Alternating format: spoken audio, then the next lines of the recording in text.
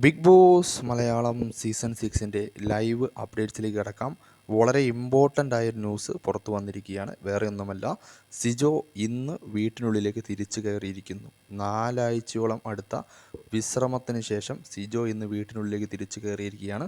അതുകൊണ്ട് തന്നെ ഇന്നത്തെ എപ്പിസോഡിൽ നമുക്കത് കാണാൻ സാധിക്കില്ല. നാളത്തെ എപ്പിസോഡിൽ, നാളത്തെ ലൈവിൽ നമുക്ക് സിജോ തിരിച്ചു കയറുന്നത് കാണാൻ സാധിക്കും. ഇന്ന് വരുന്ന പ്രൊമോയിൽ, രാത്രി വരുന്ന പ്രൊമോയിൽ അതുണ്ടാകും.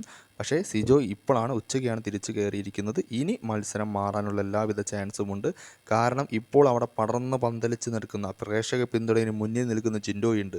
സിജോ ആ വീട്ടിൽ നിന്ന് പോകുമ്പോൾ ജിൻഡോയും സിജോയും തമ്മിൽ വലിയ നല്ല സൗഹൃദത്തിലായിരുന്നില്ല.